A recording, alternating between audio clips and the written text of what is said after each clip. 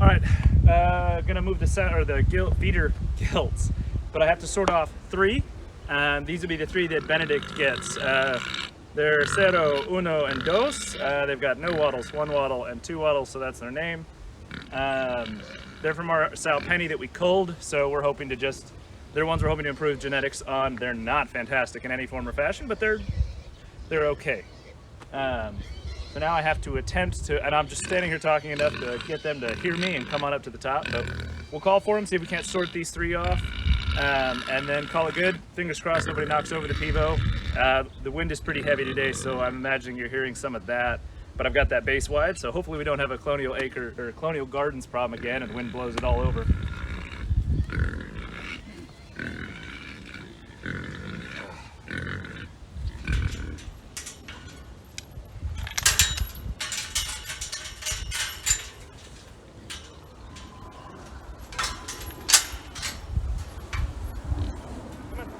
This is one of them here.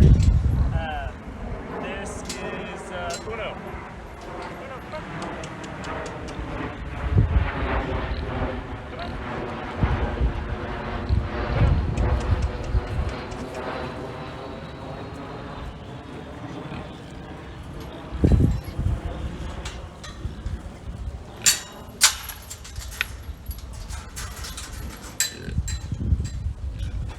We're gonna go ahead and give her a little bit of feed so she stays content, and maybe we can convince her sisters to join.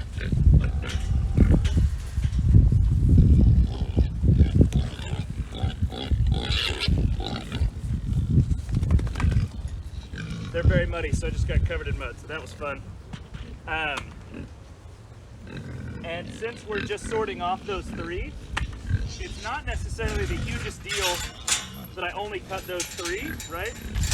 I can dump some feed over here and cut off feeder, and then maybe one of those and shoot it the other way. That's why I love the 4-way. I don't know if you can hear it or not, but...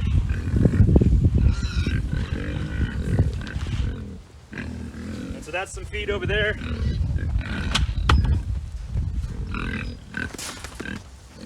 Now we'll take that this way, pull it this way, go to the other side of it. Then, when I push this gate like this, I have this gate here. First things I want to do are track down the 3 I want. And it looks like there. So, go ahead and shoot some of these through. That one. Not this one. Nope. Okay.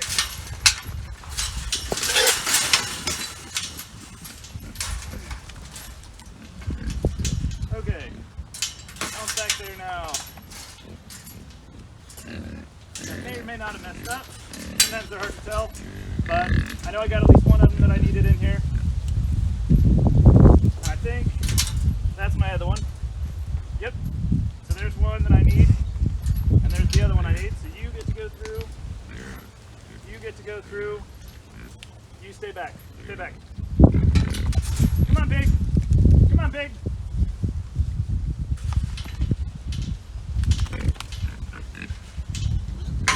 Don't be afraid to open gates multiple directions. She's going through. Close this gate.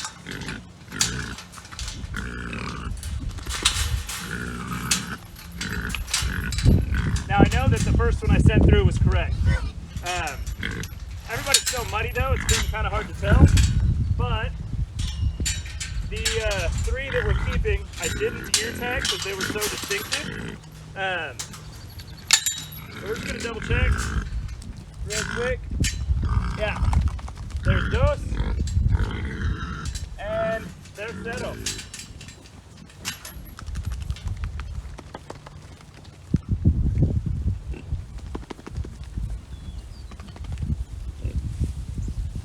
Alrighty, so that's those 3 that we kept back. They're now moved over. And then there's my other 13 feeder piglets, or piglets anymore, pigs. So these guys are all old enough, or these gals are old enough to breed. They're, oh, I need to check my dates. About 10 months old, I'd say. They were born in July, end of July last year. So that's going to be 7. 7 to 12 is 5. That may have been August. I'll need to recheck those dates. I'll try to drop that in the description there. But yeah, so that's actually going to put them closer to 12 months old, if I'm not mistaken, because this is month number 6 here. Not 11 months old. I think that's 11 months old.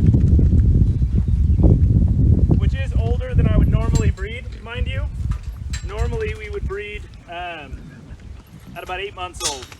But sometimes that 8 months old doesn't line out with when I want to have litters. So it's actually kind of a pain in the butt to reset your breed timing, right? And I'm very picky about when I want to breed. I really want to hit that clustered all at the same time so that I can make my breeding pairs and such and deal with piglets only twice a year versus a dozen times a year. Maybe that'll change in the future as we get more pigs. We'll just kind of split those up into multiple farrowings. But as is, this is pretty good. So yeah, we're gonna move on and keep working everybody around. All right, we're over here back in the sow yards. I've left that bottom gate open from where we shot the sows out yesterday. So we're gonna pull all 5 of the sows in here for now. And then we're gonna sort one off and she'll go back in with the feeders. We'll do that later before we put the boar back out with them. She's not getting bred, she's gonna get cold. But we're gonna pull them all the way through to the tightest sow yard. I've got the one on the end, kind of got lifted up at the bottom due to the sow. That's why I'm gonna come back later through and put hog panels around the entire perimeter and not, I missed 2 sides when I did it. Yeah, so I'm gonna pull them over real quick. Close them off.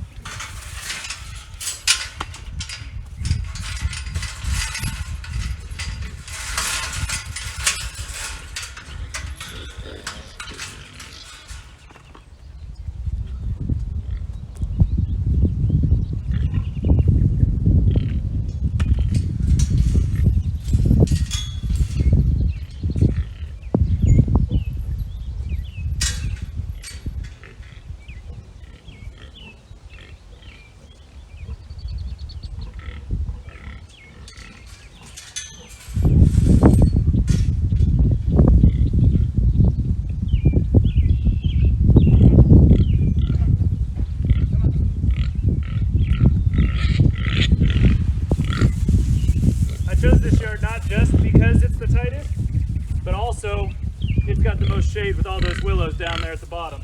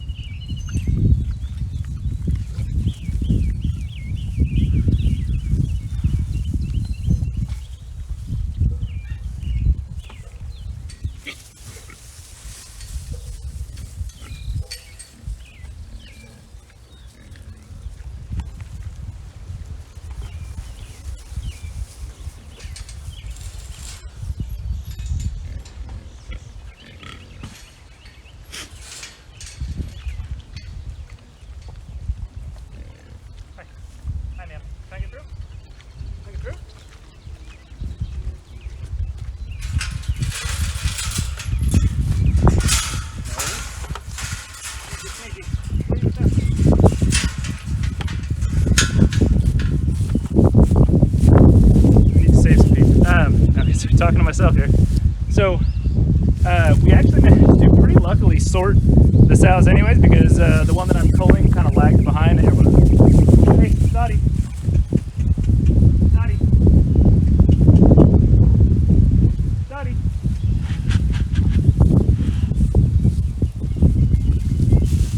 I wanted to save some feed to pull those other 3 gilts down, but I'll just grab more down there and then have to walk all the way back up here. Apparently they're pushing Dottie off feed, and I want to, or Donut. I want to make sure the Donut still gets to eat some in here. This happens to your sows, honestly, when you first put them back together. It's a huge whole tussle. Definitely didn't want to film that last night because it is rough. But there's usually never any permanent damage. That's oftentimes when you'll lose your ear tags. You see right there, she just ran her off. I don't know if you were able to see that.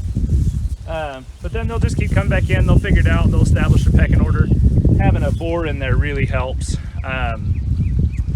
It's called Boar influence or Boar impact. He'll kind of split up fights more frequently than not, which we've got. So our biggest gal, Biscuit, has been the herd matriarch when she's in a group nearly every time. Her daughter's catching up, so I think her daughter may have an impact on that this time. We'll see how that lines out later in an update, but let's move those others down, and then we are good to go ahead and start bringing boars out here. All right, folks, you're as tall as you can go. I don't really want to have you in the same paddock as pigs. They're clumsy. So I'm gonna go down there and bring those 3 up.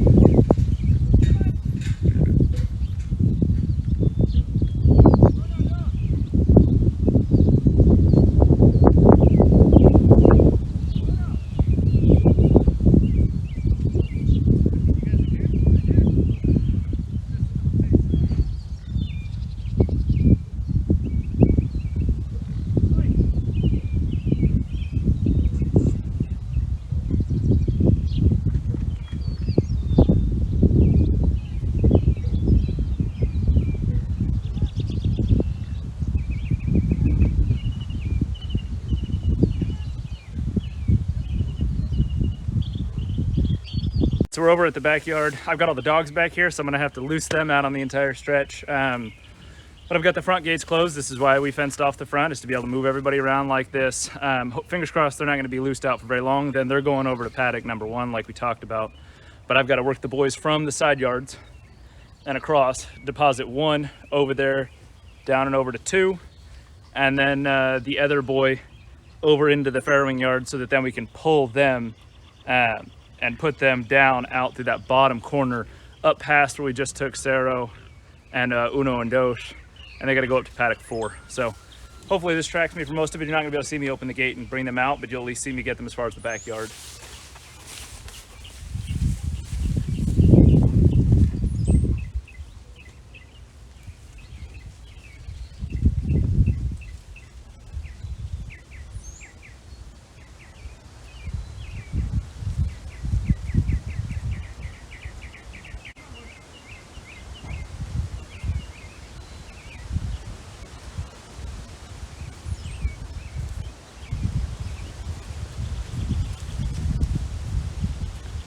So hopefully this is picking up audio. I actually managed to trap the dogs over in that side yard there. So now we're just bringing the boys through. Hopefully they'll dodge the puppies.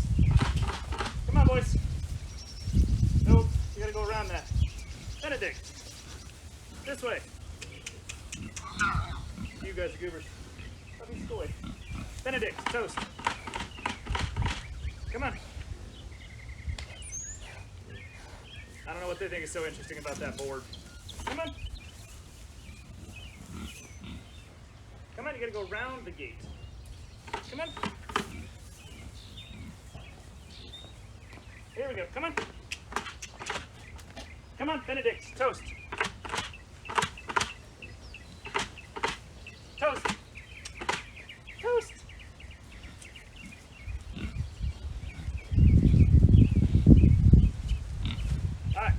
They're released out of the backyard. Benedict! Benedict! Oi! Benedict! Turn around.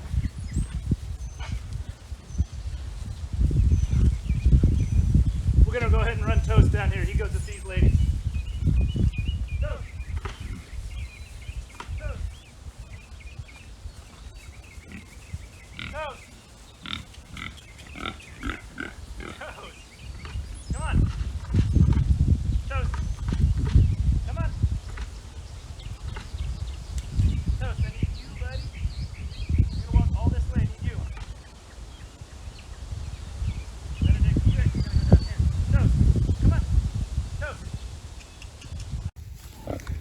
All right, so we ran out of storage on my phone before I could finish earlier, and everybody got hot and they didn't want to move any further, so we paused anyways and just worked on some other stuff around the farm.